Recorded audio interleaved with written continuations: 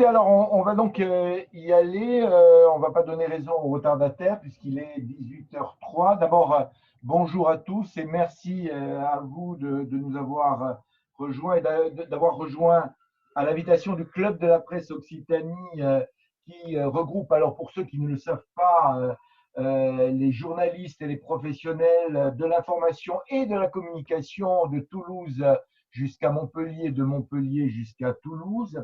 Invitation donc pour débattre du livre d'André Rouillet, La photo numérique, une force néolibérale. Alors je me présente pour ceux qui ne me connaissent pas, je suis donc Dominique Anthony, je suis journaliste et vice-président du Club de la presse Occitanie et je vais avoir le plaisir d'animer nos échanges avec moi Pascal Parot, qui lui est journaliste photographe, qui est journaliste photographe à Montpellier. Il sera en quelque sorte l'œil et la voix de ce photographe professionnel qui apparaît notamment dans le livre d'André. Il interrogera avec moi dans un premier temps André Rouillet et ensuite après vous aurez bien entendu la parole. Alors André Rouillet, vous le connaissez pour certains, mais certains ne le connaissent pas. Il vient d'écrire un ouvrage, le voici, la photo numérique, une force néolibérale. Alors ça n'est pas le premier, c'est le 8e ouvrage. Donc vous voyez que 8e ouvrage d'ailleurs sur les questions, sur les problématiques, sur les thématiques photographiques et artistiques. Mais André Rouillet vous en dira un peu plus dans quelques instants. Un mot pour le présenter aussi. Donc André Rouillet est aujourd'hui à la retraite, mais il a été pendant de très longues années, il était donc professeur à Paris 8 où il a enseigné notamment la photographie et je crois plus globalement la question des arts.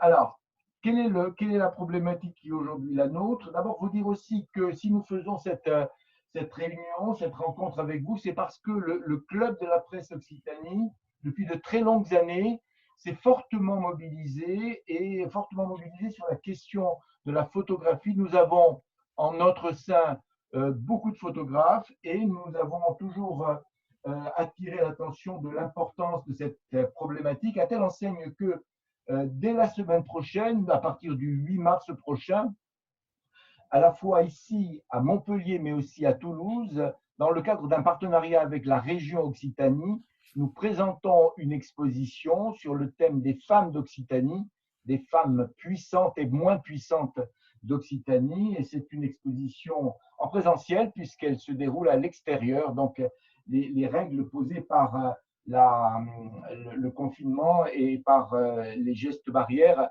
sont en quelque sorte dépassées.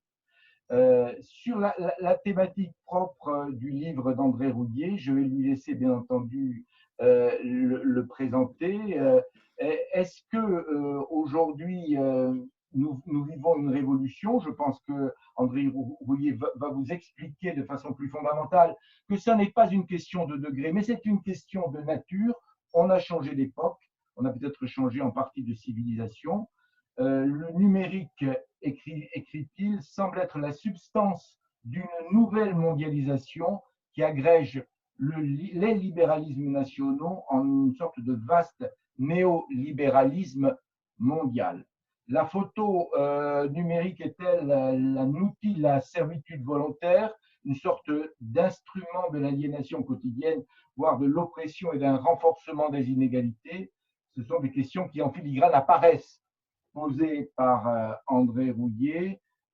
Et donc, ce sont ces questions-là que nous allons débattre. Mais tout de suite, André, je vous donne la parole pour une présentation de votre ouvrage. C'est à vous. Bien, ben écoutez, merci pour cette présentation et merci à vous d'être présent ici là, pour cet échange. Alors, la photo numérique, une force néolibérale. Pourquoi? Alors, j'ai effectivement, pendant beaucoup d'années, écrit et réfléchi sur la photo argentique. Et mon dernier livre, le précédent, qui était paru chez Gallimard, qui s'appelle La photographie entre documents et art contemporain, et analyser les rapports, comment la photographie argentique est apparue au milieu du 19e siècle et comment elle a évolué. Et Notamment, j'ai insisté sur le fait que la photographie argentique était la photographie de la société industrielle qui fonctionnait sur les mêmes paradigmes, j'allais dire, euh, euh, techniques, économiques et symboliques de la société industrielle. Et donc, mais la société industrielle, elle a énormément changé entre le milieu du 19e siècle et et la fin du XXe siècle. Alors,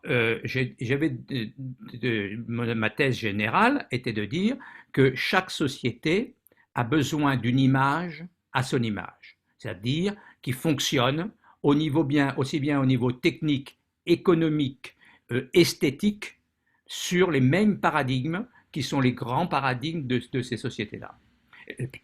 Et peut-être avant d'ailleurs, ça ça se tient pas seulement à la photo, mais tous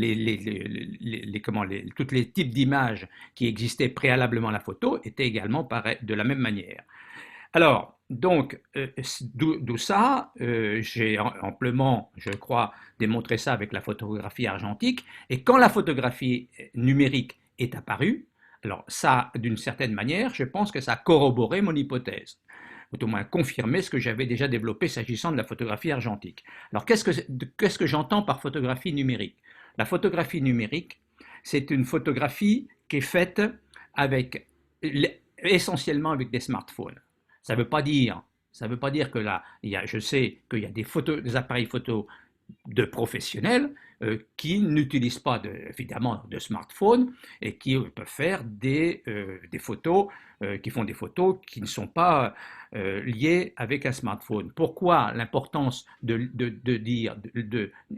donner comme champ plutôt que définition, mais comme champ la photo par les smartphones? Parce que ça agrège les deux phénomènes, c'est-à-dire que c'est la photo numérique et c'est la photo numérique qui est liée directement avec les réseaux, et autrement dit, et donc c'est véritablement ce qui est à la base des choses. Ça, c'est le premier élément. Le deuxième élément, c'est que bien évidemment, il y a beaucoup de photos qui sont faites avec des appareils photo, appelons les professionnels, des appareils photo qui ne sont pas liés à des smartphones. Mais ça, c'est une quantité, c'est minime par rapport à la quantité énorme de praticiens hein, qui font de la photo comme ça tout le temps, en permanence, et qui les diffusent, etc.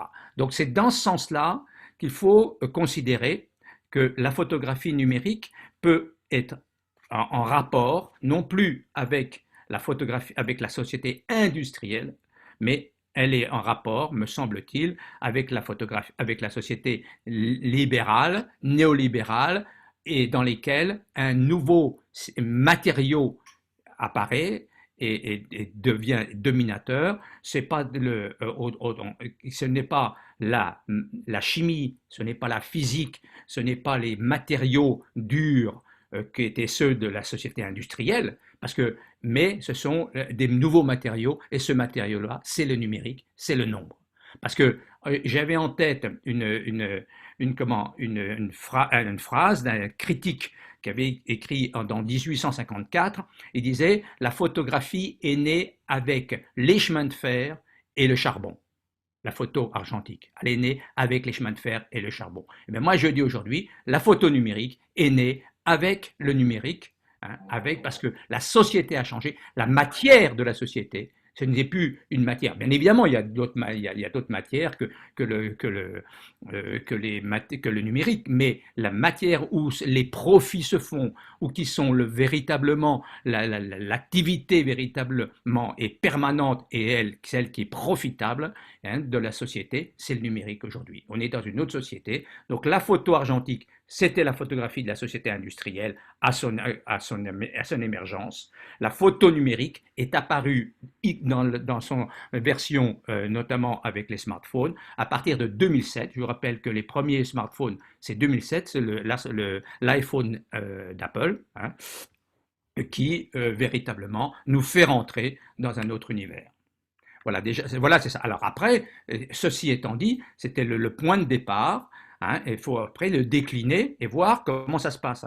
Et de montrer que la photographie numérique, c'est pas une évolution de la photographie argentique.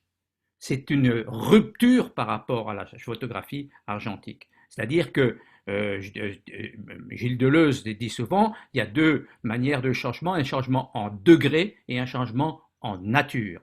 Eh bien, la photographie argentique, depuis entre 1850 et 1839, avec le daguerreotype, hein, 1839, ça, elle a énormément évolué. Hein, donc, elle a évolué en degrés, mais on est resté toujours dans le même paradigme. C'est-à-dire que ce sont des objets qu'on fabrique, il y a et tout le protocole entre la saisie, le développement, le tirage, et que ce sont des choses. On fabrique des choses. C'est-à-dire des choses, c'est des feuilles de papier, bon, des choses. Voilà. Et en plus, les photos elles-mêmes ne circulent pas. C'est-à-dire qu'elles commencent à être diffusées. Bon, on sait bien qu'elles peuvent être reproduites en quelques exemplaires tirés au laboratoire, mais ça c'est minime.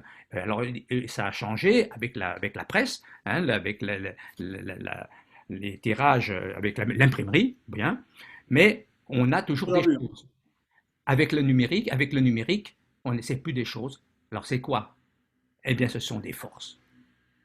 C'est-à-dire, ce qui ne veut pas dire que c'est immatériel, mais la force, ça agit, hein, et la chose, ça reste, la force, ça circule, ça agit, voilà. Très bien, merci. Alors, personnellement, nous allons vous donner la parole, mais moi, j'ai une question qui se décline en deux éléments. D'abord, sur la vision que vous donnez dans votre livre, que nous avons lu avec beaucoup d'attention, vous le savez, sur les personnes qui utilisaient l'argentique. Vous les présentez quand même comme des sortes d'esthètes, comme des photographes affirmés qui savaient regarder. Vous utilisez d'ailleurs une très belle formule, vous expliquez qu'ils ont l'œil géomètre. Or, en fait, quand on regarde la réalité des choses, quand on lit par exemple le livre qui était à l'époque, qui a été une référence, je pense notamment à l'art moyen de Pierre Bourdieu qui est sorti en 1965, il apparaît très clairement qu'à l'époque déjà, la photographie est un art de masse, que en fait c'est un art d'ailleurs qui est un art très largement comment dirais-je, popularisé. Et il y a, d'ailleurs, vous l'indiquez vous-même, en 2000, c'est-à-dire avant même le lancement du premier iPhone, vous l'avez daté de 2007, on considère qu'il y a en 2000 85 milliards de clichés qui sont pris. Alors on peut difficilement croire que parmi ces 85 milliards de clichés, il n'y avait que des photographes professionnels et qui avaient un œil géomètre. Et ma deuxième question qui est liée à celle-là, c'est que faites-vous de cet élément d'évidence qui parle à tous, c'est que l'accès à la photo, aux appareils numériques est quand même une formidable démocratisation de l'acte de photographier.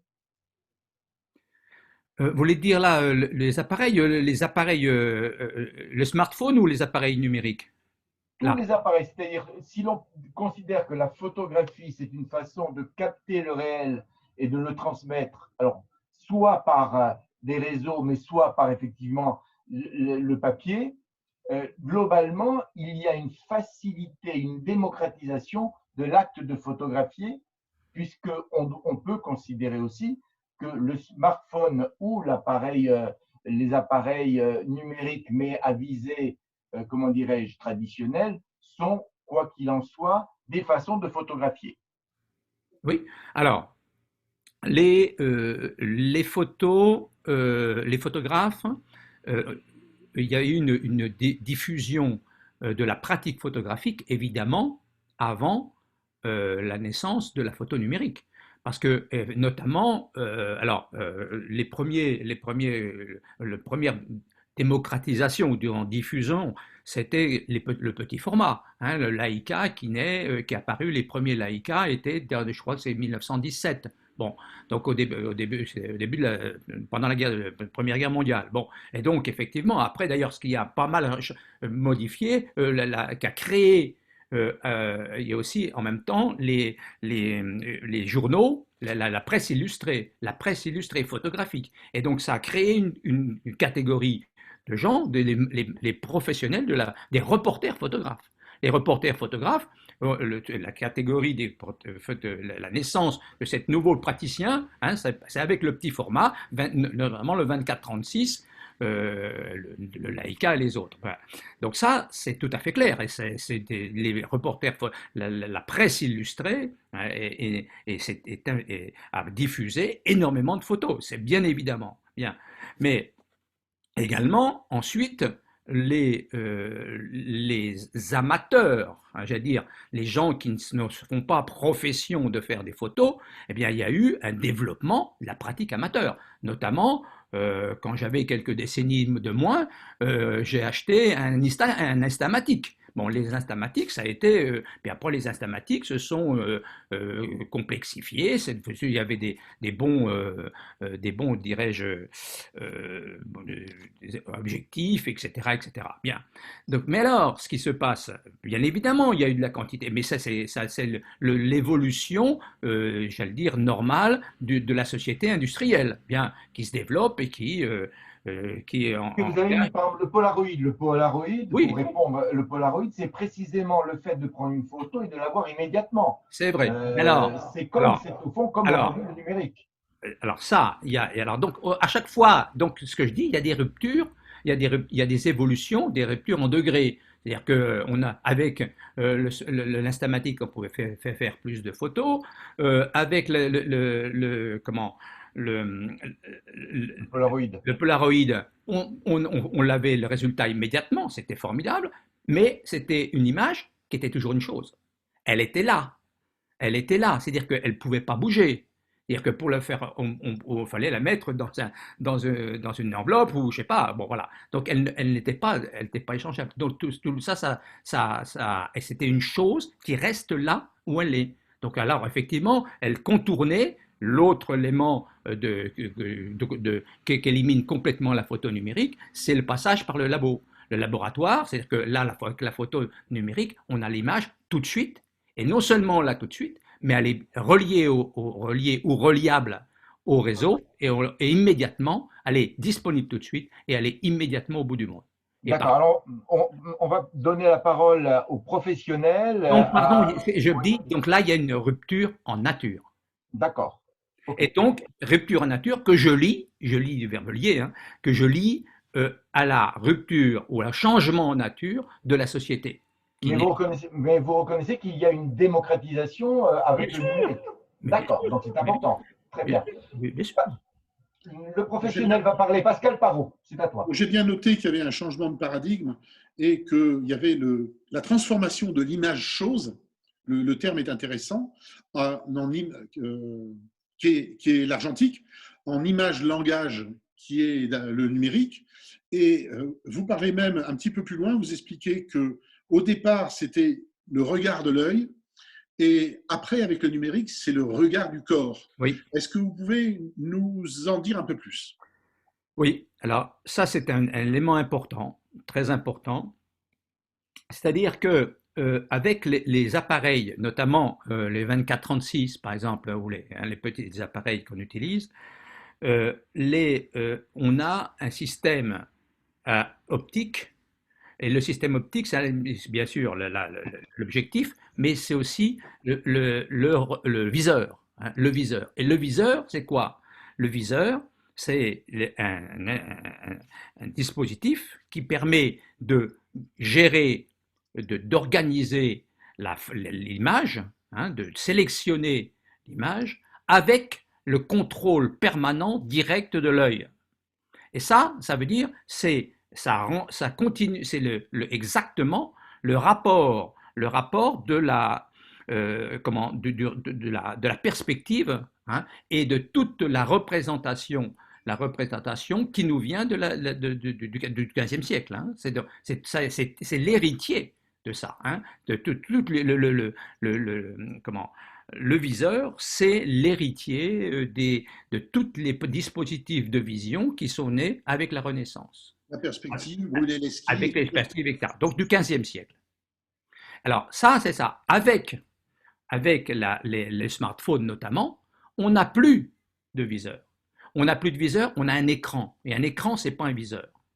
Et donc, effectivement, et pour la plupart, alors que le viseur, on est obligé de se mettre l'œil est composé, alors avec savamment ou pas savamment, mais composé un minimum, dirigé par l'œil. Hein. Avec l'autre, avec l'écran, on est souvent le bras tendu, hein, et donc c'est plus le corps qui organise la position de l'appareil et de là qui va être enregistré. Et autrement dit, ça change tout, parce qu'entre l'œil qui est un organe du cerveau qui organise, qui mesure, qui apprécie, le corps, c'est un organe, si je puis dire, ou c'est une instance de sentiment, de sensation. Et puis, avec un bras, un appareil le bras tendu, hein, par exemple, comme ça se fait souvent quand vous regardez les gens qui font des photos, eh bien, on n'a pas de contrôle exact, c'est pas au millimètre. Donc, c'est plus de la sensation. Hein, et puis, donc, je dis que dans un cas, c'est une image qui est faite avec l'œil, avec le viseur, donc avec tout l'héritage séculaire qui nous vient de toutes les images, alors qu'avec le smartphone, et a fortiori qu'on le met à distance de l'œil, c'est le corps qui a, et c'est beaucoup moins maîtrisé, et ça rompt avec toutes les manières, les méthodes précédentes. Et donc c'est pour ça que d'un côté c'est l'image de l'œil et l'autre c'est l'image du corps. Très bien. Pascal, Comment? À un moment donné, vous parlez d'esthétique aberrante. Alors, exactement. Alors, quand je dis aberrant, je m'étais dit ça va faire. Je reprends, c'est un terme de Deleuze, ça. L'esthétique aberrante, c'est de dire que, justement, dans un cas, dans le cadre des photographies avec l'œil, c'est fait que tout est maîtrisé, idéalement d'une certaine manière, mais tout est maîtrisé, on fait au millimètre, ceci, cela, on cadre, et donc on a, avec quelle référence, ça dépend de chacun, mais dans le cadre justement, c'est aberrant, c'est pas maîtrisé, c'est-à-dire qu'on va découvrir l'image après l'avoir faite. On va la découvrir, l'image. Tout le monde n'est pas un Cartier-Bresson, toutefois. Pascal, une autre question, vas-y. Cartier-Bresson, c'était avec l'œil, hein, c'est un homme de l'œil. C'est pour ça. Donc, on parlait de la maîtrise de la forme. Oui. Pour parler des photographes qui travaillent avec leur smartphone, vous parlez d'infra-amateurs. Voilà, alors. Ce terme me gêne un petit peu parce que, oui, mais parce que j'ai pas. Je le vis comme péjoratif. Oui. Ben, alors moi, je vais vous dire faire une confidence. C'est le seul terme qui m'a fait un peu, que j'emploie, qui m'a un petit peu embêté, parce que justement, je vais le risque que ça puisse être comment dirais-je, péjoratif. Et je veux pas du tout penser ça. Je suis pas du tout dans l'ensemble du livre. Je pense pas que vous êtes bien d'accord, que vous avez lu, que je suis pas en train de dire ça c'est bien, ça c'est pas bien. Ça m'intéresse pas. Ce qui m'intéresse, c'est de comprendre comment ça marche. Et si vous voulez, ça veut dire quoi? Pourquoi j'ai dit infra-amateur? Parce que, si vous voulez, les amateurs, il y a toute une gamme d'amateurs. Hein. Il y a des gens qui connaissent bien toute l'histoire de l'art, qui vont faire des ceci, des cela, bon, etc.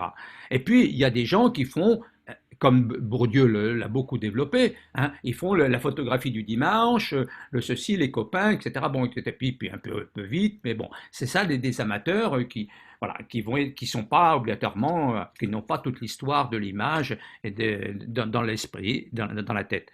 Mais dans les infra-amateurs, c'est que dans la quantité même des gens qui pratiquent, mais aussi les circonstances dans lesquelles ils pratiquent, et le fait même qu'ils pratiquent avec le fait qu'ils n'ont pas, et à l'œil, ils ne travaillent pas avec l'œil mais avec le corps, ça veut dire que c'est en dessous des amateurs. Mais ce n'est pas obligatoirement péjoratif, c'est une situation. Ils sont, et de dire qu'ils n'ont pas, ils savent pas, par exemple, mais moi je le vois autour de moi, ils ne voient pas que quand on fait une image, il faut regarder, il y a de la lumière, il y a une lumière, ou d'où vient la lumière. Et si je me mets, je fais 50 cm sur la gauche, je vais avoir une autre vision, et puis là je vais avoir comment je vais cadrer. Donc si vous voulez. C'est en dessous ou à côté des amateurs? C'est en dessous ou à côté des amateurs? Le problème, c'est que non, mais le problème, alors directement, j'ai pas trouvé, ça c'était clair, j'ai pas trouvé de terme explicite, parce qu'il fallait dire que quand même que c'était ça, c'était les amateurs d'amateurs.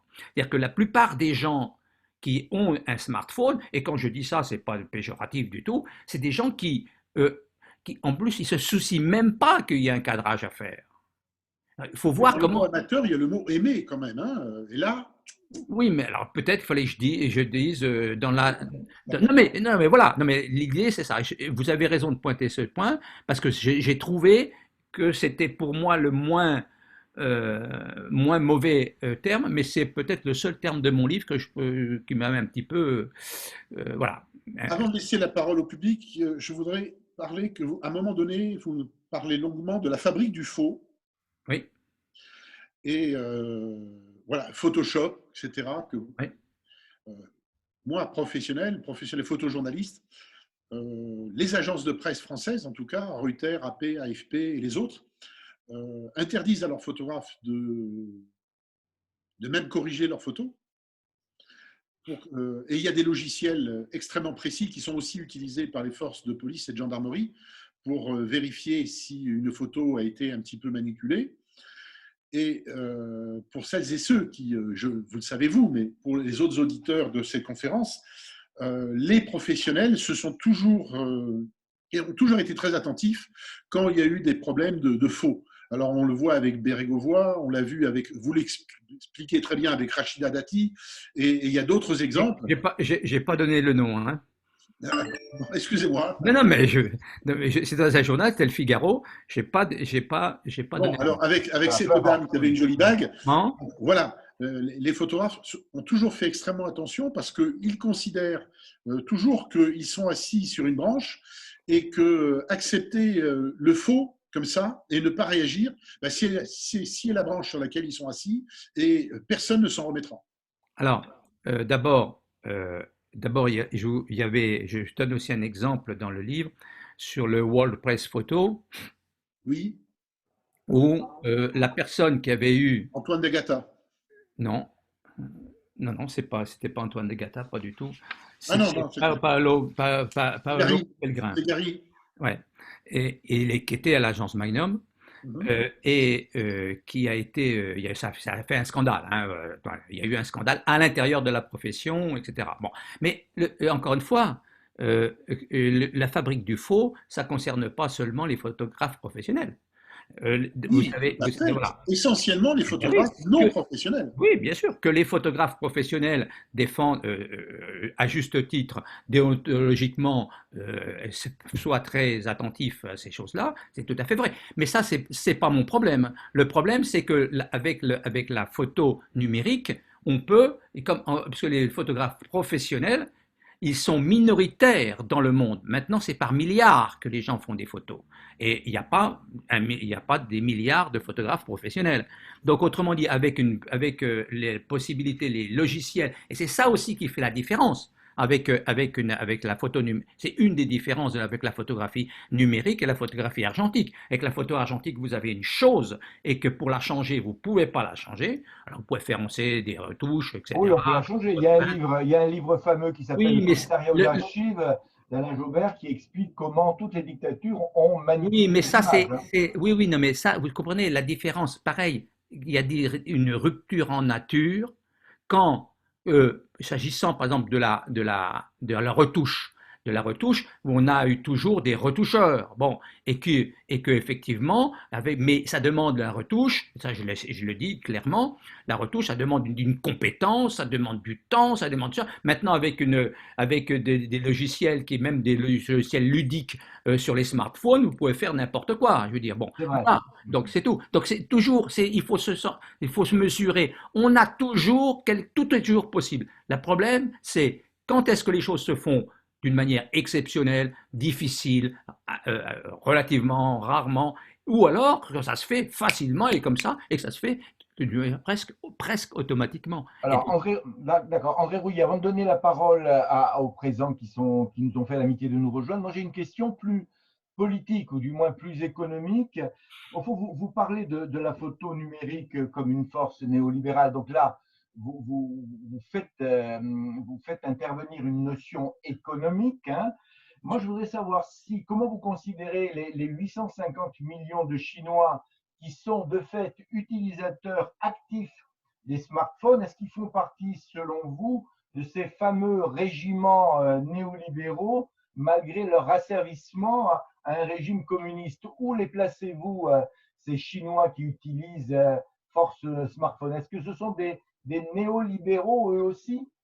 Non, mais si vous voulez, la question, la question du néolibéralisme, c'est une question qui n'est pas directement politique, c'est une question qui est beaucoup plus sur économique et industrielle, si vous voulez. Voilà. Donc c'est ça l'idée. Et que effectivement, c'est aussi un rapport de ce qu'est-ce qui est le cœur qu'est-ce que le cœur de l'économie. Bon, alors qu'elle soit dans un pays ou d'un autre et qu'il y ait des différences importantes d'un pays à l'autre, il n'empêche que, par exemple, on est passé d'une économie des choses, d'une certaine manière, à une économie des flux et une économie voilà, une économie des flux. Et effectivement, maintenant, aujourd'hui, un pays, quel que soit son modèle politique, il n'empêche qu'ils, s'ils se veulent être dans le monde, hein, et agir dans le monde, eh bien, ça veut dire qu'ils sont impliqués dans des processus économiques et oui, économiques généralement, et qui doivent être aujourd'hui celles des flux et non pas celles de l'économie des choses. Voilà. Très bien. Alors, on va donner la parole à nos amis qui sont là. Est-ce qu'il y a des prises de parole qui sont souhaitées? Donc, vous connaissez la règle. Vous ouvrez votre micro, vous me faites un petit signe et je vous donne la parole. Madame, est-ce qu'il y a des demandes? Non? Alors, pas de questions pour le moment? Alors moi je voulais donc je vais continuer. Peut-être que d'autres questions interviendront, euh, notamment sur la question de l'adaptabilité. Vous traitez cette question-là et vous expliquez que c'est une vertu néolibérale. Alors vous la qualifiez de néolibérale. Pourtant les hommes se sont toujours adaptés, souvent d'ailleurs avec une certaine résilience, sinon une résilience certaine, à des situations difficiles. En quoi, selon vous, l'adaptabilité est une vertu néolibérale? Est-ce que ce n'est pas simplement une vertu humaine? L'adaptabilité, dans quel sens j'ai dit ça? Ah, je ne sais pas. Il faudrait que je pense. Page 63. Je vais y aller. Alors, attendez.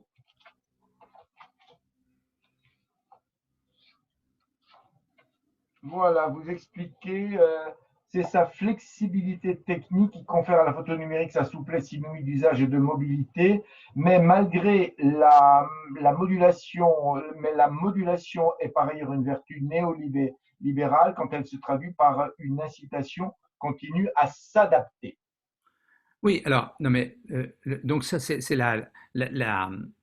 l'adaptabilité serait une vertu oui, néolibérale. non, non, c'est la modulation, c'est-à-dire le fait que effectivement les photographies, elles sont pas figées, elles sont pas figées, elles sont pas stables, elles sont modulables en permanence et elles sont toujours en circulation. Et donc effectivement, c'est ça aussi l'idée. C'est dans ce sens-là que une photo numérique aussi qui repose sur qui pose aussi la question comment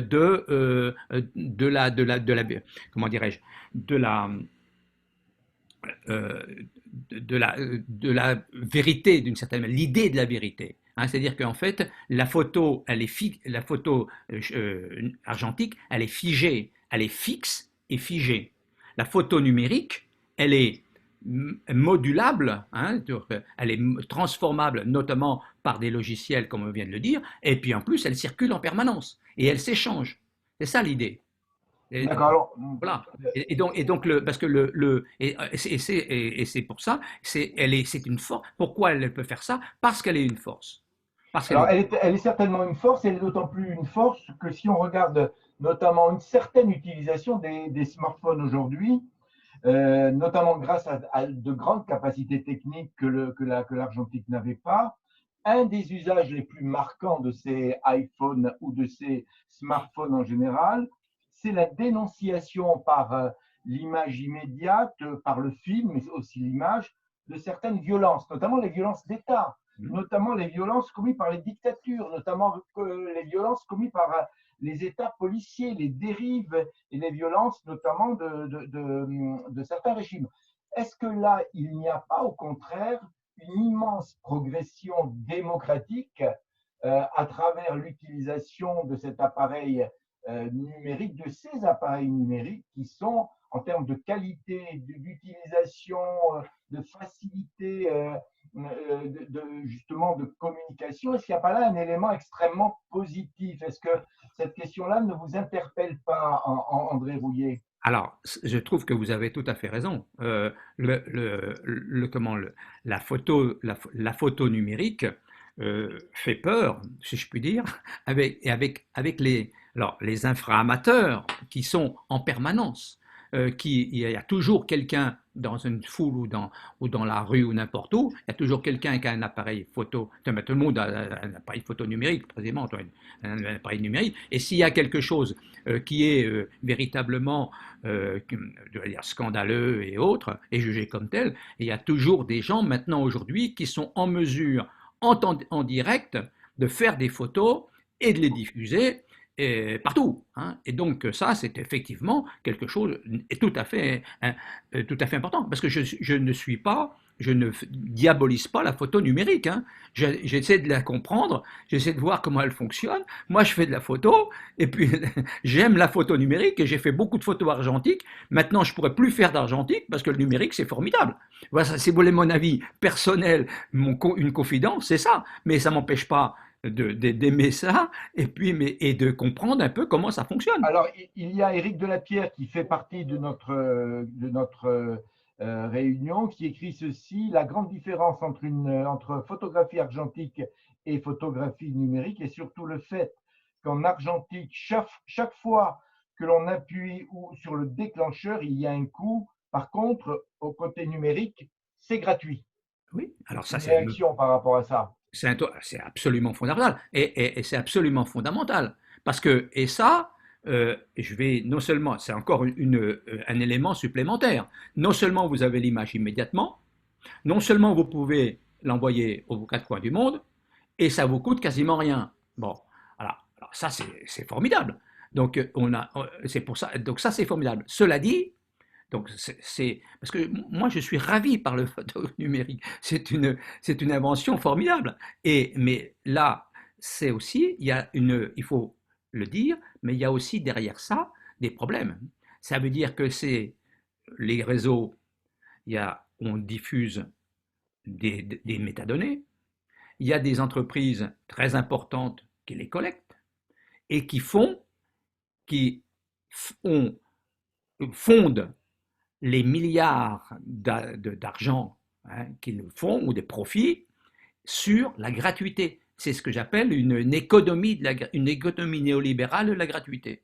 C'est-à-dire ces Facebook, ces autres, etc., qui sont là, non seulement qui font des profits, mais aussi qui contrôlent. Donc on a aussi, donc l'image, elle est, comment, elle permet de dénoncer des abus, etc., et donc a une fonction démocratique, mais elle a une fonction aussi de contrôle très importante. On n'a jamais été aussi, dans l'histoire de l'humanité, aussi contrôlé qu'aujourd'hui, grâce ou avec la photographie numérique. Jamais. On n'a jamais été. C'est-à-dire qu'aujourd'hui, on peut vous dire, vous êtes tel jour, à telle heure, à tel endroit. Et ça, et où que vous soyez. Et ça, c'est la photographie numérique y contribue directement. D'accord. Est-ce que vous avez des questions parmi les présents? Est-ce qu'il y a des questions, des interrogations, des remarques, des critiques même que vous voulez présenter à notre auteur, à André Rouillet? Est-ce que pas de réaction en particulier? faut pas vous gêner pour les critiques, hein, Voilà, n'ayez pas peur, hein. nous sommes là pour échanger, hein. Hélène Ourma, je vois que vous rigolez. Est-ce que vous avez une question en particulier que vous voulez poser? Non, non, dites-vous. En attendant, Alors Pascal, Pascal, c'est à toi. alors, page 138, vous dites la photo numérique et les transactions financières, ça reprend un petit peu ce que vous veniez de développer. La photo numérique et les transactions financières partagent les mêmes tempos, les mêmes réseaux et les mêmes substances. La photo numérique investit visuellement le monde, tandis que le capitalisme néolibéral l'investit financièrement. Oui. Est-ce que vous pourriez un petit peu développer cette partie? Ben, si vous voulez, la photo numérique, elle ne circule que s'il y a des réseaux. Et donc les réseaux, qui est-ce qui les tient, les réseaux? Ce sont d'abord les instances financières, etc. Donc qui ont un pouvoir économique à à installer et faire fonctionner les réseaux. Et donc effectivement, il y a une, j'allais dire collusion, ça serait que le mot convient pas, mais il y a une convergence d'une certaine manière, parce que la photo numérique, elle, de même, je veux dire là, les images, la photo, elle ressemble à l'argent. Je m'explique. La photo sur papier, la photo argentique, elle est née aussi en fonction, dans un monde où l'argent était un argent papier. Avec des selles d'argent, toutefois. Elle s'imprime la photo avec des selles d'argent. Oui, en plus avec des selles d'argent, mais aussi avec les billets de banque. Et les billets de banque, ce sont des images. Et c'est des images en lesquelles on a confiance. Ça s'appelle le côté fiduciaire de la monnaie. C'est-à-dire qu'avec un billet de 50 francs ou 500 francs, ou je ne sais pas quoi, on peut acheter, un billet, c'est quoi? Il est fiduciaire parce qu'on a une confiance qu'avec ce billet qu'on a, on peut avoir des objets, acheter des objets pour la valeur du billet. C'est ça la confiance. Et donc on a la confiance qui était avec la photo argentique était aussi du même type que la confiance qu'on avait avec le papier, papier monnaie. Avec la photographie numérique, elle apparaît à un moment où la monnaie n'est plus une monnaie papier, on a encore des monnaies papier, mais la principale, les échanges qui se font monétaires, hein, même vous et moi avec une carte quand on va dans un magasin, on a des monnaies, la monnaie est numérique aujourd'hui. Et donc on a une cohérence entre l'évolution numérique de la monnaie et les images, les photos numériques. Voilà, c'est en même temps et ça fonctionne de la même manière. Et donc c'est ça. Et le rapport, alors qu'avec l'argentique, c'était l'inverse, c'était le papier, hein, qui était le papier des images et le papier de la monnaie. Alors, C'est très important ça. Vous écrivez, page 35, la photo numérique disloque les formes, malmène les savoirs et se détourne des règles esthétiques photo-argentiques. Oui. J'ai envie de vous dire, et alors, où est le problème? Est-ce qu'il y a Pourquoi opposer? Est-ce qu'on ne peut pas considérer que c'est une autre époque et que, Si, effectivement, voilà, c'est forcément une autre époque. Mais en quoi pouvez-vous hiérarchiser les époques? C'est-à-dire que, prenons un exemple concret. Vous prenez un photographe célèbre, de reporter photographe, qui a écrit aussi, qui s'appelle Henri Cartier-Bresson. Hein, Cartier-Bresson avait une idée et une pratique des photos. Il a fait une œuvre formidable. C'est un grand photographe de l'un des plus grands, on va dire, oui. Voilà, je ne sais pas si c'est le plus grand, mais vraiment il est grand. L'un des plus grands, Voilà, c'est très important. Et puis en plus, il écrivait et il a théorisé ça chose. Pour lui, c'était le problème, il fallait qu'il cherche. Il se mettait dans un coin, dans un endroit, il se positionnait là, et dans une scène, et il attendait ce qu'il appelait l'instant décisif, et puis il voulait, il composait avec son œil, il composait son image et il exigeait qu'il faisait autour que les photos soient entourées de cadres noirs, hein, le tour du 24-36, parce qu'il fallait montrer d'une certaine manière, c'était pour signifier que c'était pas recadré, que c'était pas, etc. Donc il y avait toute espèce de une démarche, que tu avais une composition, hein, qu'il y avait un instant décisif et qu'il avait aussi son message en tant que reporter photographe, qu'il venait capter la vérité des scènes. Hein, parce que c'est l'instant décisif, c'était l'instant dans lequel la scène devant laquelle il était a été saisie dans sa vérité profonde. Voilà. Donc ça, c'était l'idée d'un type de photo qui était sur papier, et puis avec l'œil, hein, l'œil pour lui c'était absolument fondamental, et la mesure, et la composition, et la géométrie. Aujourd'hui, avec la photographie numérique, je dis que la géométrie n'est plus, elle n'est plus recherchée, composée. Alors, bien sûr, il y a des gens qui veulent le faire, qui composer, etc., etc. Mais la plupart des gens, parce qu'ils n'ont plus l'œil, c'est avec le corps qu'ils photographient. Et c'est avec les sensations, et non plus la démarche je vais dire, presque signifiante. Quoi, voilà. Oui, mais il y a toujours la vérité. La vérité est-elle absente? Il n'y a pas la vérité. La vérité, ça n'existe pas, ça se construit. Ah oui. Donc il y a une opposition très claire dans votre discours entre la vérité de la photo numérique et une autre vérité de la photo argentique. Si on veut, c'est des modes différents de vérité, oui, bien sûr. Mais ça, c'est une chose importante. La photographie, quelle qu'elle soit, ça ne figure pas le vrai. Ça construit, c'est une construction. C'est donc, au fait, on a... du réel, mais c'est pas forcément le vrai. Oui, bien sûr. N'importe comment, mais la photographie sur papier était considérée comme une captation du vrai. Et je crois que ça, c'était une erreur. C'est une convention. Oui, c'est une convention. Et puis c'est un point de vue. Voilà, si vous voulez, même quand Cartier-Bresson, que je dis que c'est un grand photographe, mais quand il disait qu'il apporte la vérité, hein, de l'instant décisif dans lequel il révélait la vérité, ça c'est de la fiction.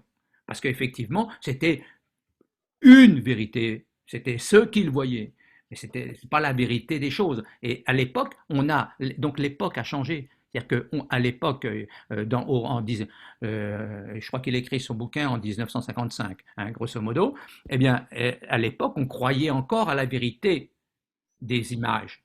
Maintenant, on n'y croit plus. Les images sont des fictions. Est-ce que Cartier-Bresson aurait utilisé un appareil numérique selon vous, ou est-ce qu'au contraire, il ne l'aurait pas touché parce qu'il pense que c'est le diable?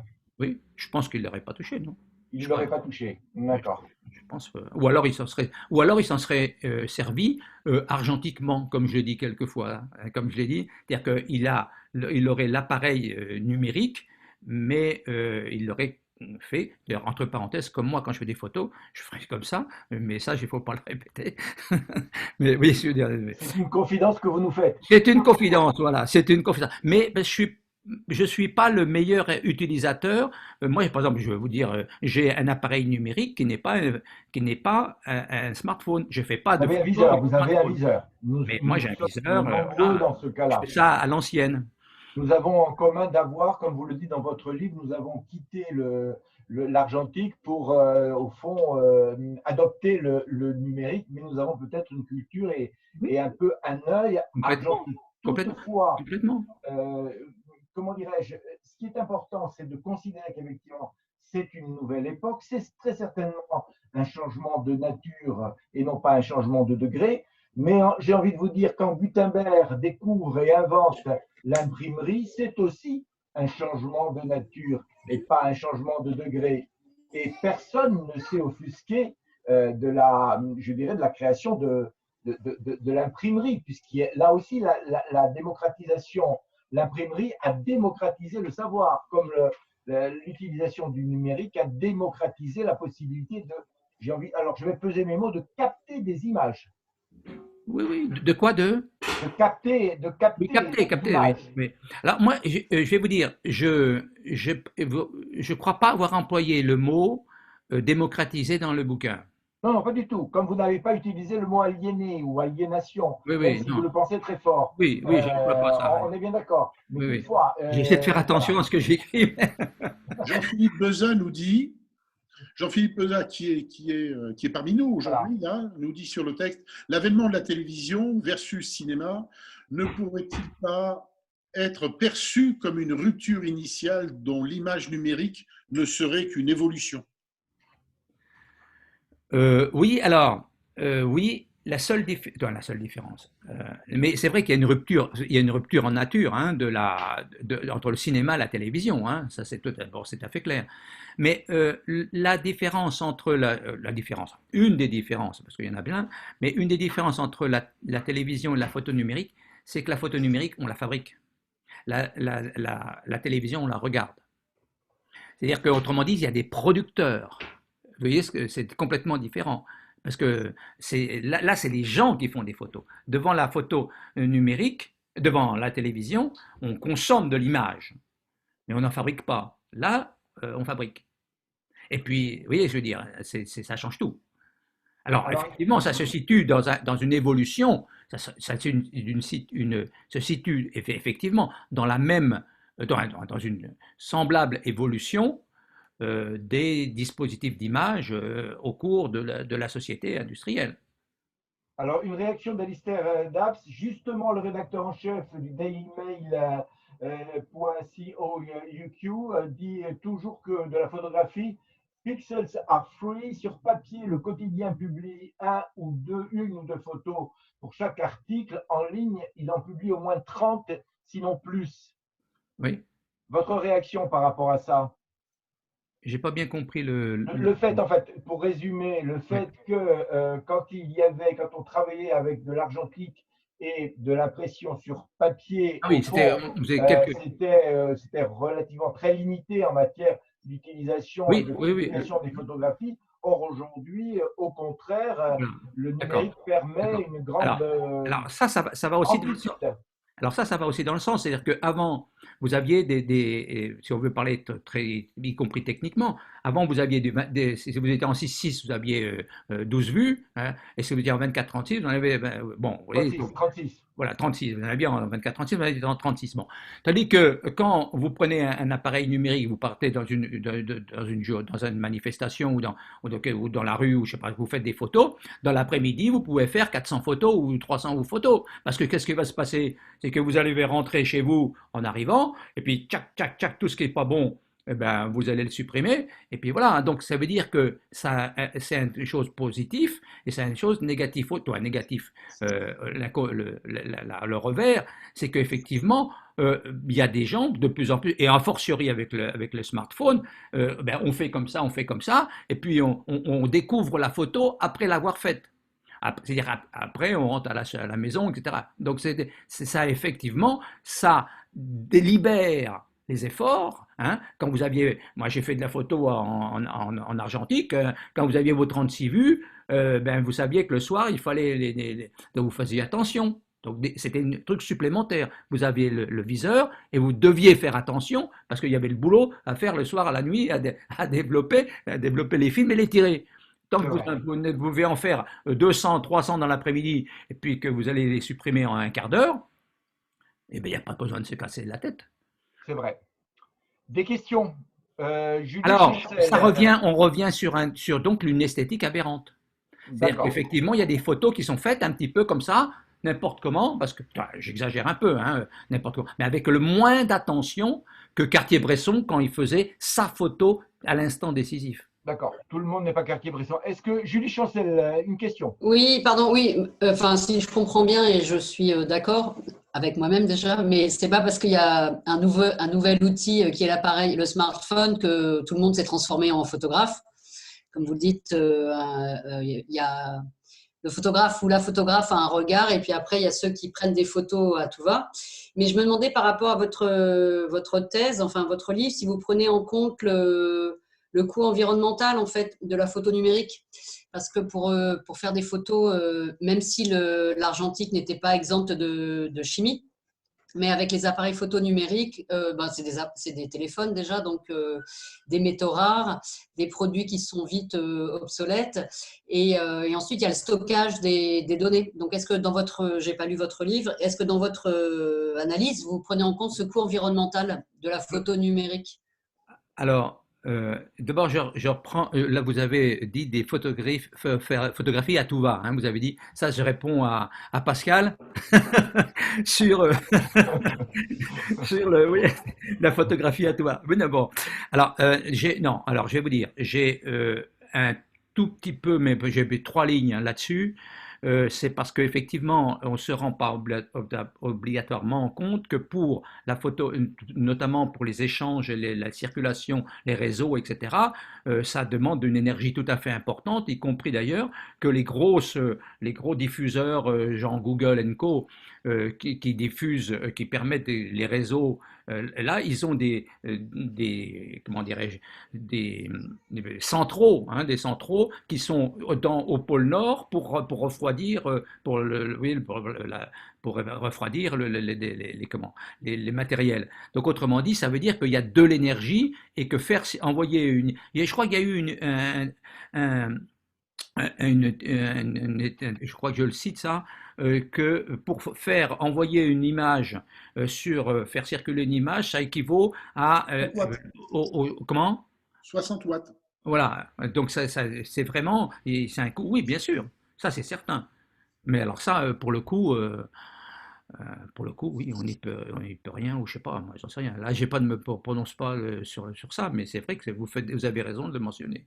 Mais je veux dire, dans une critique, dans une analyse néolibérale, c'est toujours intéressant de prendre en compte le coût Oui, environnemental, le oui, coût de oui. la production, quoi. Alors, je ne l'ai pas fait, mais vous avez raison de signaler vous avez raison. Peut-être que je n'avais pas les compétences, non pas que j'ignorais ça la chose, mais bon, non, non, mais ça, vous avez raison, je ne l'ai pas fait. C'est une dimension en effet tout à fait importante. Oui, D'autres oui. questions? Merci. D'autres questions? D'autres réactions? En attendant une autre question, page 17, vous dites, et c'est très intéressant, au croisement des réseaux sociaux, des smartphones et de la photo numérique se constitue ainsi un pouvoir paradoxal de nature historiquement inédite, un pouvoir séducteur. Oui. Ça, pour le coup, j'ai trouvé la formulation parce que ça n'était pas évident. Alors, maintenant, si vous voulez, l'idée, c'est que en fait, on l'a dit tout à l'heure, que avec la photo numérique, c'est formidable, quoi, parce que on n'a pas, ça va vite, on a tout de suite l'image, on peut la faire tourner autour du monde et c'est gratuit. Bon, et donc justement là, et donc c'est très séduisant. Hein, on peut sur les réseaux, on peut les envoyer. Bon, et donc, mais qu'est-ce qu'il y a derrière? C'est-à-dire que derrière, c'est qu'il y a une collecte. Il y a une collecte de toutes nos données. Donc il y a donc un pouvoir séducteur, hein, c'est-à-dire que parce que le pouvoir en général il n'est pas très séduisant, hein, il n'est pas très séducteur le pouvoir. Tous les pouvoirs quels qu'ils soient, hein, ils posent des barrières et des interdictions, etc. Et si on ne les respecte pas, eh bien on a des problèmes. Là, non. Là, c'est allez-y, allez-y. Même non seulement on peut le faire, on peut diffuser, faire des photos, mais au cours, on nous encourage. Et pourquoi on nous encourage? Parce qu'à chaque image que l'on envoie, eh bien, on envoie des données. Et il y a des entreprises très grandes, ben, vous les connaissez, c'est ce qu'on appelle les GAFA, hein, les GAFA qui, là, pour le coup, font des milliards de business sur nos données. Et également, qui font en sorte qu'on est complètement contrôlé, et encore une fois, on n'a jamais été aussi contrôlé qu'aujourd'hui. Et ça, c'est ça, parce que maintenant, on peut savoir où vous êtes, à quel moment, à quel endroit, on connaît toute notre vie, hein, et ça c'est véritablement, c'est ce que j'appelle un pouvoir séducteur. Et c'est la première fois dans l'histoire de l'humanité que ça existe. Indépendamment de l'image, hein, on est bien d'accord. Hein. Ben, c'est via l'image, oui, mais via le dispositif. Le dispositif, c'est parce qu'il y a une image. Parce que pourquoi imaginez Facebook sans les photos? Ça n'existe quasiment pas. Qu'est-ce qui se passe? C'est qu'on passe des images, on passe ceci, parce qu'effectivement, Effectivement, c'est ça aussi qui fait que ça nous incite à faire à faire, à échanger, et on est incité en permanence par ces entreprises-là. Hein. Et ça, c'est quand même assez étonnant. C'est la première fois dans l'histoire, à ma connaissance, dans l'histoire de l'humanité, qu'on a vu ça. Allez-y, faites-en, envoyez des photos, tac, tac, utilisez ceci, etc., etc., etc. Hein. Et donc, et c'est parce que c'est avec, ben, vraiment, ce que je me suis posé la question de ça. Hein, et c'est ça que j'invente cette idée, parce qu'il y a Michel Foucault a diffusé, comment dirais-je, a analysé la question du pouvoir. Il a fait une typologie des différents pouvoirs. Et je dis à un moment que, bon, il est mort avant vraiment l'explosion de ça, malheureusement, mais il n'avait pas envisagé cette version du pouvoir-là. Et moi, ce que je pense là, et ça c'est ce que je développe, c'est que dans la photo numérique, c'est le vecteur d'un pouvoir séducteur. Et c'est un nouveau type de pouvoir. Voilà. Et ça, c'est important. Alors, c'est effectivement important. Il y a Nicolas, nous n'avons que son prénom, qui dit: le jour où la vidéo aura la qualité d'une photo et que l'on pourra en extraire un fichier de qualité, l'acte de photographier aura alors bientôt disparu. Alors, il met des points d'interrogation. Et cette interrogation, je vous la livre, effectivement. Est-ce qu'effectivement, l'acte de photographier pourra disparaître, ou est-ce qu'au contraire, vous pensez que la photographie, elle est, j'ose dire éternelle, mais elle est permanente, elle est pérenne? Je vais vous dire, ma position, c'est que je m'efforce de comprendre le présent et ses rapports avec le passé. Ce qui va advenir, je n'en sais rien. Parce que, est-ce que vous croyez, en 1990, qu'on imaginait que les smartphones allaient apparaître en 2007 et avec les conséquences et les effets que ça a? Non, moi, j'aurais pas deviné. Je ne prédis pas l'avenir, j'essaie de comprendre le présent dans toutes ses résonances avec le passé. Très bien. Des questions. Est-ce que vous avez des questions à poser à notre intervenant et auteur? Est-ce que vous avez réfléchi sur Pascal. la pérennité des photos? Une photo argentique qui a été faite en 1850, on peut toujours la voir, 170 ans après. Une photo numérique, une image numérique dans 170 ans, est-ce que quelque part vous vous êtes interrogé là-dessus? Alors, je ne suis pas un technicien de ça, parce que je n'ai pas les compétences de ça, mais ce que je sais, c'est que on est, j'allais dire, assommé, ou tout moins, on est complètement submergé par la quantité. C'est ça la question aussi. C'est que Trop de photos tue la photo, on est bien d'accord. Hein? Comment? Trop de photos tue la photo. Hein? Oui, mais maintenant, la photo, elle est en flux. C'est des flux photos. Mais avant, les photos, c'était, encore une chose, ce sont des choses, les photos, hein, argentiques. Ce sont des choses. Bien. Et là, on est dans des flux d'images. Des flux. Et même dans une journée, rien qu'à voir les emails que je reçois en quantité, et les temps. Je ne crois pas qu'on puisse. Comment ça va devenir. J'ai aucune idée. Mais on est véritablement sous des flux immaîtrisables. Mais à moins qu'on trouve des algorithmes qui vont permettre de les classer, voilà. Mais dans l'état actuel des choses, ça me paraît difficile. Mais c'est vrai qu'on est sous des flux d'images. C'est ça aussi l'idée. Alors, oui.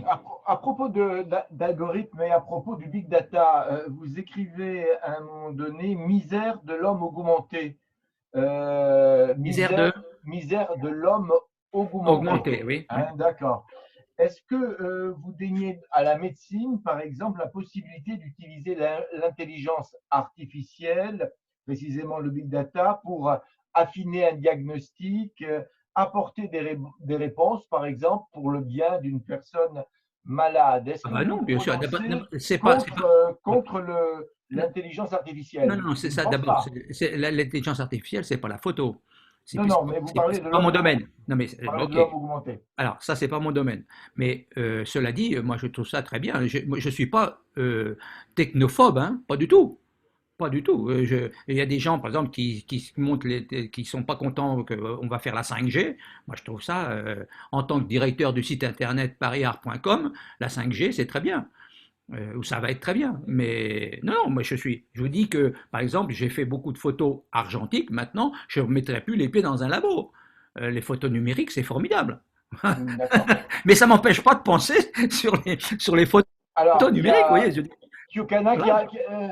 qui a une question. Allez-y. En fait, une petite question, peut-être aussi une petite réflexion. Je voulais juste apporter ça. Vous parlez de photographie numérique, vous parlez de photographie argentique. À travers l'outil de la photographie argentique, numérique, justement, c'est principalement, vous avez dit, le smartphone. Est-ce que vous pensez, alors on a vu pendant la révolution arabe il y a quelques temps, il y a quelques années, que les gens, les manifestants ont eu la possibilité d'utiliser justement ces smartphones pour, j'allais dire, pour, entre guillemets, couvrir un petit peu les manifestations, couvrir un petit peu l'information de l'intérieur. Justement, ça a permis ça aussi. Ah non, mais on l'a dit là tout à l'heure, et moi je suis d'accord avec vous, mais bien sûr, mais c'est un élément tout à fait important effectivement, Alors, il y a une concurrence avec les photographes reporters, hein. Là, Oui. Pascal, il va prêter l'oreille, j'imagine, l'histoire, effectivement, les reporters sont directement, hein, relativement concurrencés par les photographes, les gens qui font des photos numériques dans des événements qui apparaissent, effectivement. Et ça peut être notamment l'occasion de donner de la visibilité à des actions qui sont plutôt répréhensibles, et notamment concernant nos libertés, etc. Bien sûr. On en parle encore aujourd'hui grâce enfin, à l'occasion des lois sécurité globale, etc. On en parle. Oui, On en parle toujours, oui, en parlé. Birmanie, aujourd'hui, En hier, Birmanie. en Irak, il est Mais bien clair que sûr, mais bien sûr, mais c'est bien. les images nous sont parvenues grâce au portable, grâce Et au smartphone, c'est bien pour sûr. ça que le ministère de l'Intérieur français avait voulu faire passer C'est l'article 24 qui a l'article été amendé, 24, vous le savez. Hein. par Voilà. exemple. Mais bon, moi, je suis tout à fait pour, hein, il y a pas de problème. Au contraire, mais la photo numérique, maintenant, c'est très utile dans la vie sociale, y compris démocratique, y compris à plein niveau, bien sûr. On pourrait pas, bon, voilà. Non, non, Alors, je suis pas photophobe, hein. deux réactions. Tout à l'heure, j'ai un peu estropié son nom. Éric de la Perrière nous dit ceci, il réagit par rapport à ce que disait Pascal Perrault. Il y a toujours eu de grands flux d'images depuis des décennies. Des milliards de photos argentiques ont été perdues à jamais dans des déménagements, des successions, etc. Les photos numériques sont peut-être plus susceptibles d'être conservées à condition de les transférer régulièrement sur des supports plus récents ou de les tirer sur papier. Ça, c'est une remarque. Et Nathalie vous dit ceci. Que pensez-vous des personnes qui persistent à faire de la photo argentique et de la développer eux-mêmes alors que c'est plus simple avec un appareil photo numérique? Ça, c'est une très bonne question. Que pensez-vous de cette situation-là? Est-ce qu'il y a une sorte d'archaïsme ou au contraire de volonté de s'en tenir à une histoire extraordinaire de la photographie, l'argentique? Point barre. Déjà, tirer des photos numériques sur du papier, hein, ou les imprimer avec des imprimantes, on n'obtient plus, ce n'est plus une photo numérique. Ça, c'est clair. Parce qu'une photo numérique, c'est pas une photo qui est faite avec un appareil numérique. Bien évidemment, c'est fait avec un appareil numérique. Mais ça doit rester sous sa forme nombre. Et si vous imprimez avec une imprimante, on peut le faire, hein, une imprimante, vous imprimez une photo, ce n'est plus une photo numérique. Pourquoi? Parce que son matériau, c'est plus le nombre, c'est le papier, c'est l'encre, c'est tout ce qu'on veut. Et puis surtout, c'est un objet, c'est une chose. Elle est là, elle ne circule pas. Donc ça, ce n'est plus une photo numérique. elle a été faite avec un appareil numérique, mais elle a été transformée, elle est rentrée dans le monde des objets ou des choses par l'intermédiaire de l'imprimante. D'ailleurs, une imprimante, ça peut être une définition. Une imprimante, c'est un dispositif qui permet de passer des choses, d'une image en nombre à une chose, ou de passer d'une force à une chose. Voilà.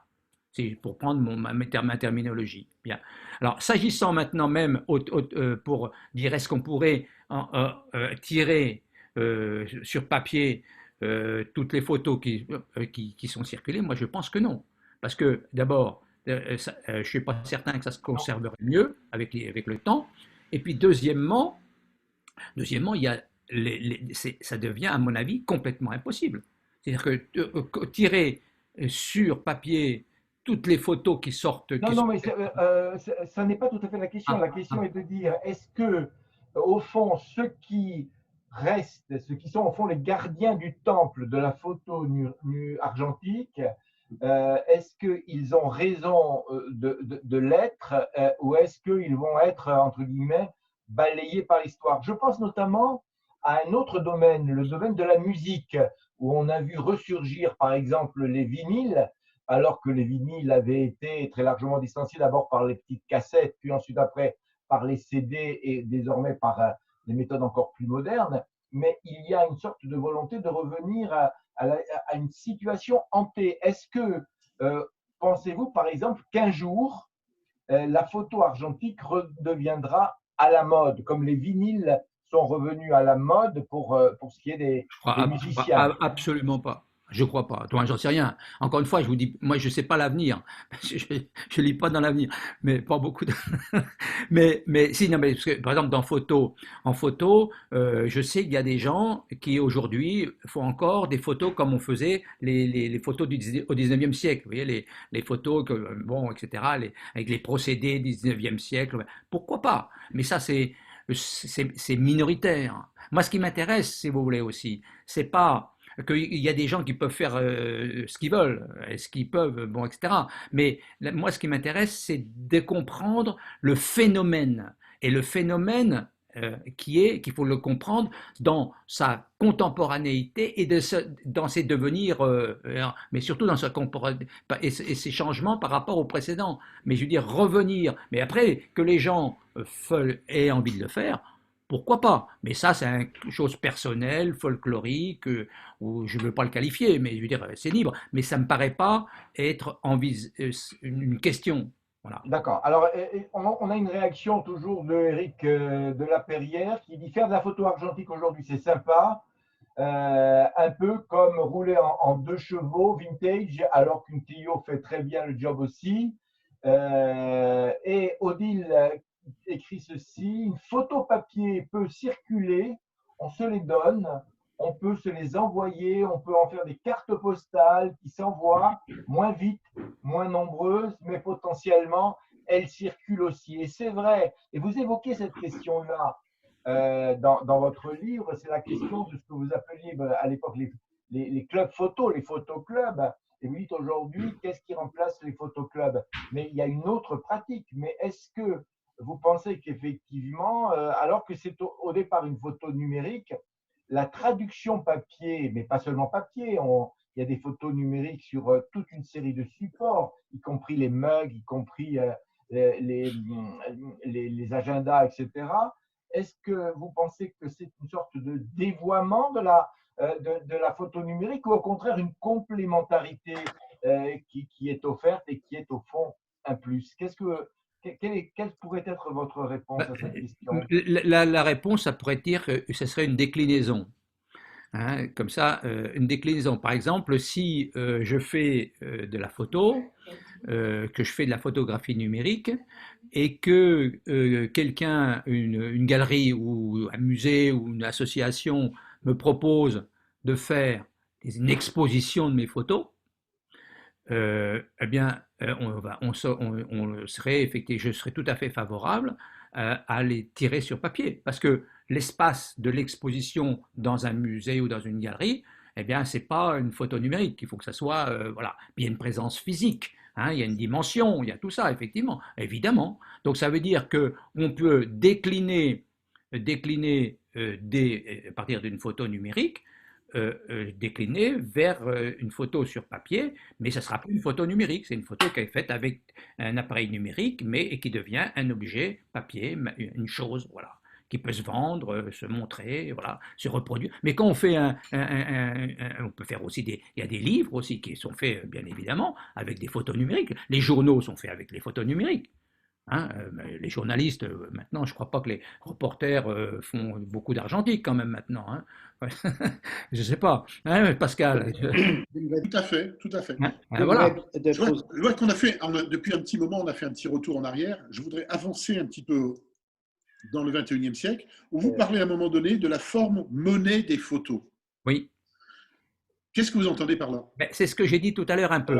J'ai dit tout à l'heure que les photos, dans le domaine de la photo notamment, j'avais expliqué dans mon précédent livre que la photographie argentique,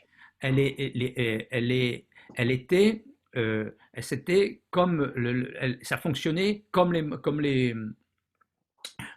billets de banque. C'est-à-dire, ils sont sur papier tous les deux, ce sont des images tous les deux. Un billet de banque, c'est une image, hein, mais aussi, plus important, c'est que ça circule également, hein, parce que la monnaie, ça circule, et ça circule de la même manière, ou d'une manière semblable. Et puis aussi, c'est une question de fiduciaire, hein, c'est-à-dire qu'on parle de monnaie. Ce serait le Bitcoin ou pas? Hein, comment? L'apogée, ce serait le Bitcoin? Ah, le Bitcoin, oui, non, mais ça, alors, attendez, maintenant, donc ça, effectivement, ça, la photo numérique, ça, c'était pour la photographie argentique, et pour le numérique, c'est pareil. C'est-à-dire que pareil, effectivement, on paye maintenant avec de la photo, avec des méthodes numériques, hein, et donc, effectivement, le Bitcoin, c'est typique, mais aussi avec les cartes, etc. Et de la même manière qu'on photographie avec le numérique. Autrement dit, je veux dire, il y a une simultanéité et un rapport de fonctionnement entre la monnaie principale. Parce qu'aujourd'hui, la monnaie principale, c'est pas la photo, c'est pas le papier, c'est le numérique. Hein. La structure du billet de banque, de la monnaie et les images et les photos, et maintenant, aujourd'hui, eh bien, c'était vrai pour le numérique, et l'argentique, c'est vrai pour le numérique. Donc, ça veut dire que la photo en elle-même et la nature de l'argent est dans la nature de l'image. Voilà, c'est ça l'idée. C'est pour montrer sa contemporanéité et son lien avec le symbole ou ce qui caractérise beaucoup la société néolibérale, c'est effectivement l'argent qui circule, qui s'échange sur les réseaux, etc., etc. L'immatérialité de l'argent, en effet. Exactement. Alors, d'autres questions, d'autres remarques avant une conclusion bientôt? J'ai une question. Oui, allez-y. Allô? Oui, je vous écoute. Allez-y, monsieur Imago. Oui, c'est Rui Prata. C'est on... André. Non, bon, on a parlé de la démocratisation de la photo. À partir de Kodak, bien sûr, on a le premier pas de la photo. Après, tu as parlé sur Leica. On a aussi changé le point de vue avec les Rolleiflex qui étaient au milieu du corps pour une vision plus visuelle. Et bon, mais la grande révolution dans la photo, c'est vraiment le numérique. Et disons, on a commencé, il y a le numérique. Oui. Le numérique, c'est la plus grande révolution dans la photo. Et il faut aussi, à mon avis, avoir compte de la complexité qui est la photo. Parce que quand on parle de la photo, on peut parler de photos scientifiques, on peut parler de photos amateurs, on peut parler de photos artistiques, etc. Mais il y a aussi des systèmes hybrides. Disons, il y a beaucoup de photographes qui utilisent par exemple le moyen format, le film, disons, analogique, et après ils font des scans pour faire des tirages numériques.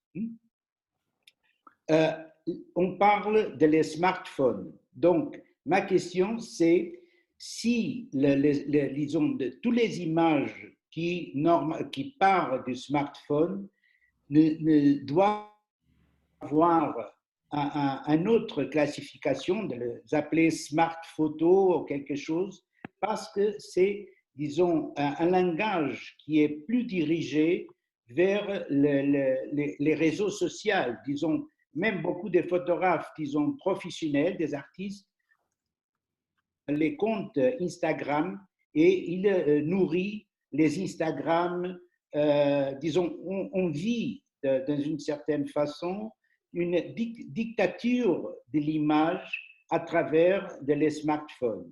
Disons, si ce genre d'image qui est produit sur smartphone ne doivent pas avoir une classification ou une réflexion différente de ce qui Alors, est… il faut, voilà, la question est-ce qu'il faut nommer différemment cette nouvelle pratique de la photographie qui passe par le numérique? Vous l'avez fait, vous y êtes efforcé de le faire. Oui, c'est-à-dire qu'en fait,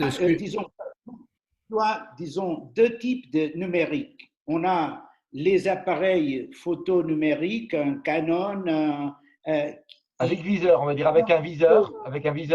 Encore utilise le viseur de la photo, comme André a mentionné.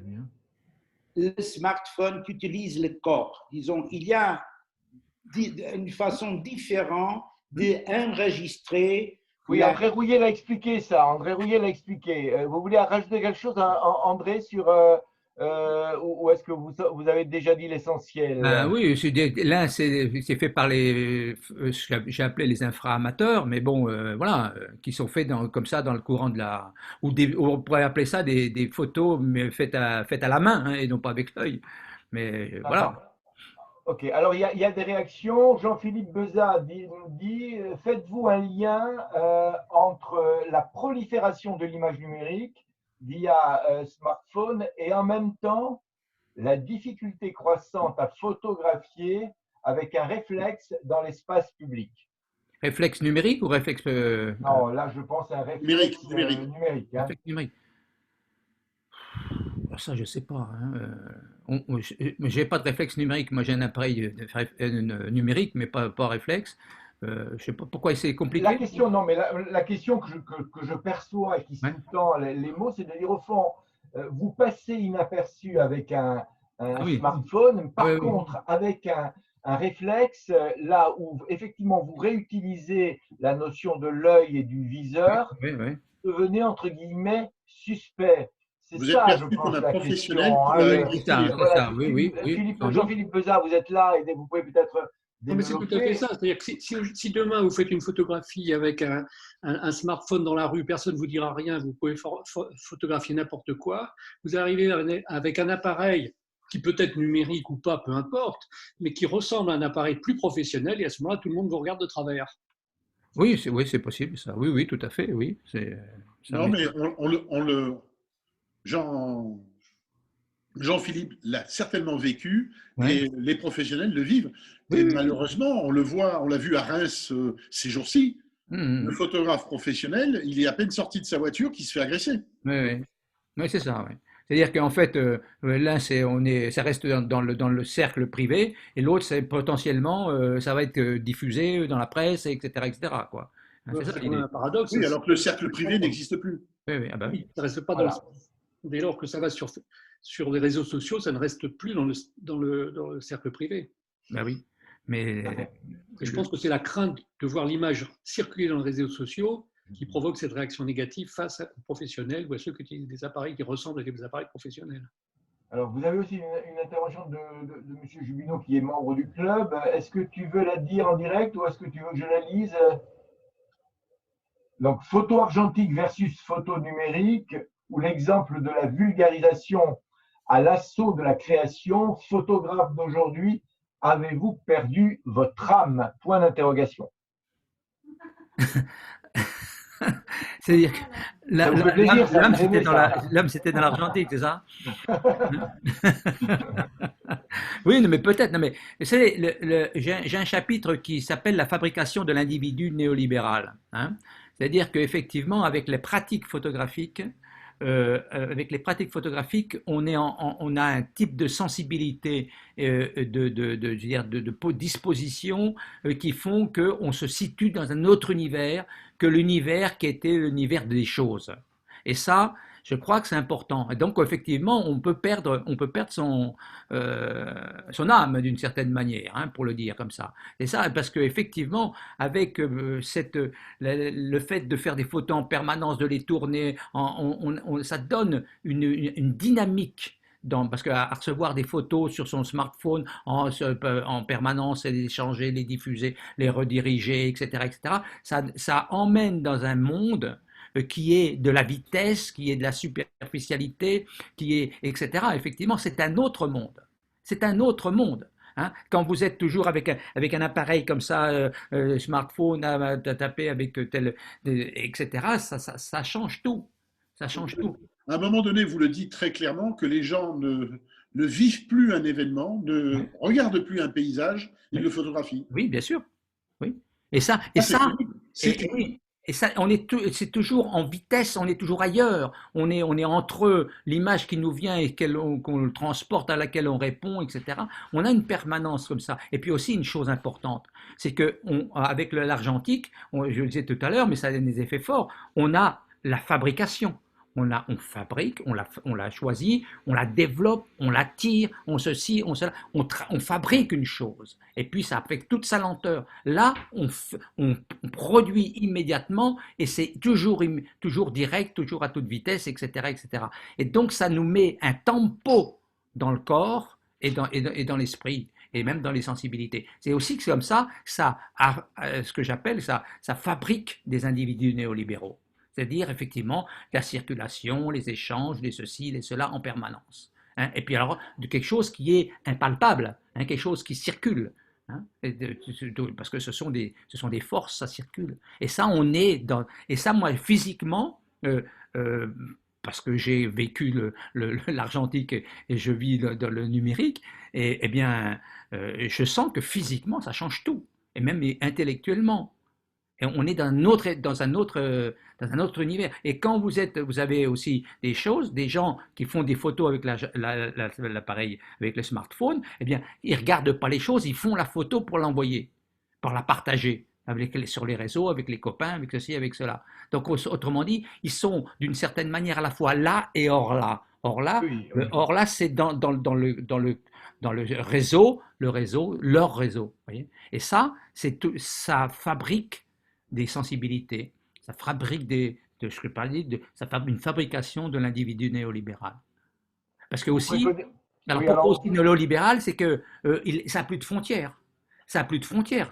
On est la photo, on l'envoie dans tous les quatre coins du monde, sans problème. Donc, moi, je me rappelle, dans les années 50, quand vous envoyiez une photo par la poste, etc., oui, c'était quelque chose. Vous viviez l'espace. Là, il n'y a plus d'espace. C'est l'espace. Alors, vous avez des conseils à donner par rapport à ça? Vous pensez qu'il devrait y avoir des moments sans smartphone? Il faudrait limiter l'utilisation du smartphone? Non, alors ça, c'est pas mon réseau et c'est pas mon propos et je suis pas si je suis le mieux qualifié. Non, mais vous pointez une situation qui effectivement peut être qualifiée de préoccupante. Est-ce que par rapport à elle, vous avez des préconisations ou est-ce qu'au fond, vous êtes relativement, au fond, libéral vous-même en disant advienne que pourra, chacun doit n'importe comment, vous savez, mais à part écrire des livres et puis essayer de les vendre, j'ai pas beaucoup de compétences. Non, mais j'ai ça pour rire. Non, mais c'est pas mon boulot. Il y a des gens qui sont peut-être plus compétents que moi là-dessus. Très bien. Je vais poser une dernière fois la question à notre vigoureuse assemblée. Est-ce qu'il y a des questions que vous souhaitez poser, des interrogations par rapport à ce que nous venons d'entendre? Je ne vois pas beaucoup de mains se lever. Pascal, est-ce que tu as une dernière question pour André Rouillet, ou est-ce que toi-même tu as épuisé ton interrogation fondamentale en tant que professionnel? Je trouvais que la dernière intervention de Jean-Philippe Bezat était parfaitement en phase avec ce que les photographes professionnels, on est un club de la presse, hein, les photographes professionnels et photojournalistes vivent depuis quelque temps. Et c'est vrai que c'est de plus en plus difficile. À partir du moment où on est vécu comme un professionnel, ça pose un problème, alors que les amateurs peuvent faire tout et n'importe quoi. C'est la vie, c'est comme ça. Je pense qu'il faudra faire avec. Effectivement, il y a une concurrence très importante, et ça je le décris dans le livre, hein, une concurrence importante entre les professionnels qui ont leurs agences, etc., etc., et puis leur déontologie aussi, hein, leur déontologie qui est importante, et par rapport aux photographes, aux gens qui font des photos avec le smartphone, pour une raison aussi simple, c'est que ils sont les gens qui peuvent faire des photos ils font des photos souvent quand il y a des événements qui se passent sur place, où ils sont sur place immédiatement. Ils Ce sont sont des dans témoins. Ce sont des témoins. Ce ne sont pas des témoins, des exactement. médiateurs. Bien sûr. Alors qu'un professionnel, ben encore faut-il qu'il soit alerté. Vous le savez sans doute mieux que moi, toi certainement mieux que moi.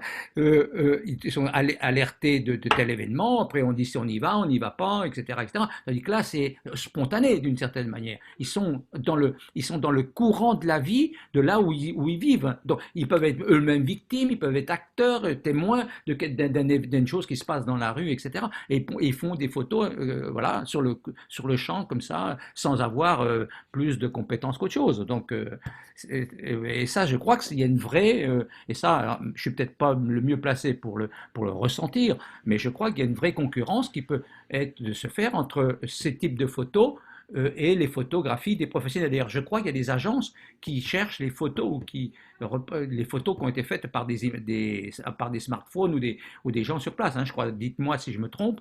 Non, non, mais il y a un modèle Alors, économique là-dessus. Oui, alors, oui. il y a une question de Nathalie. Admirez-vous le travail photographique d'artistes numériques et si oui, lesquels? Donc là, elle s'adresse effectivement à un spécialiste de la photographie argentique ou numérique. Non, mais moi, Alors que Nathalie ne soit là, mais je ne la vois pas. mais vous savez, quand je regarde un tableau qui me plaît, je ne sais pas s'il est fait à l'huile ou s'il est fait à l'eau, vous voyez ce que je veux dire. Quand Donc, même. non, mais ça n'est pas, non, mais j'ai pas de, non, mais, non, mais, je veux dire que c'est pas le matériau direct, c'est pas tant le matériau direct, dans le matériau direct, il va avoir derrière plutôt les esthétiques qu'il y a derrière. Voilà. C'est-à-dire que l'esthétique, l'image qu'on fait avec de l'argentique, normalement, sauf là, ce que je dis, on peut faire argentiquement des photographies numériques, hein, vous savez ce que je dis, j'ai écrit ça là-dessus, c'est-à-dire qu'elle a faire des photos qui matériellement sont numériques, et puis, mais au point de vue des formes, notamment ça se fait par les professionnels, hein, la mode, la pub, etc., même les reporters, hein, je veux dire que c'est c'est des photos qui sont faites avec une certaine culture, une certaine compréhension des images, etc., et qui sont faites donc composées, etc. Et puis, mais des autres qui sont faites beaucoup plus avec les mains, avec le corps, hein, plus. Voilà, ça se voit, ça se sent, mais c'est pas obligatoirement. Vous voyez, mais il peut y avoir des photographies numériques faites avec les critères de l'argentique, c'est-à-dire avec la connaissance avec de la composition, du cadrage, de ceci et de cela. Voilà. Mais Très bien. Donc, effectivement, tout n'est pas pourri au royaume de la photographie numérique. Il y a des choses à mais moi, je trouve que retenir, c'est pas notamment pourri. l'œil peut être aussi un œil affûté Oui, et géomètre, pour reprendre voilà. votre expression. Écoutez, il est 19h35 à l'heure du Club de la Presse. Je crois qu'il y a une dame là qui veut Est-ce que vous voulez? Non, Non, non, je je me ne suis trompe. pas sûr.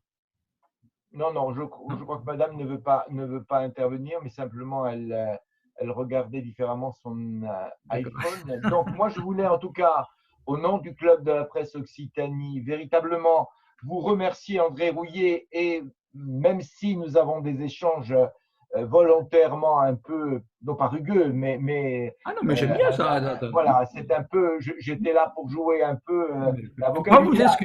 excusez? Vous avez très bien fait la chose, il n'y a pas de problème. C'est surtout pour dire que c'est un ouvrage passionnant extrêmement construit, théoriquement très, très fort, très puissant. Il y a une démarche intellectuelle extrêmement affûtée. Elle est très orientée, mais elle est très, très forte.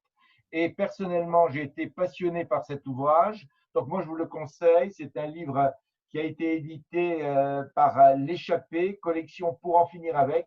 Donc, c'est un livre très intéressant qui se trouve, je pense, dans toutes les bonnes librairies de l'Hexagone et du pays, bien sûr, et puis qui peut se commander. Voilà, en tout cas, merci à vous tous et à vous toutes.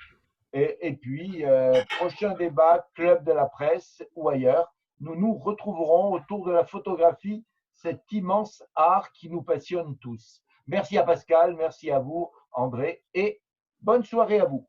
Et merci à vous aussi de même. J'étais un grand plaisir d'échanger. Et puis, ben voilà, écoutez, j'espère qu'on aura peut-être l'occasion de se croiser Très certainement. là ou ailleurs. Hein. Et Nous merci. n'allons pas Merci. nous perdre de vue. C'est Voilà, bien- tout à c'est fait. tout à fait vrai. Tout à fait. Bonne soirée à tous. Merci beaucoup. Merci. Au revoir.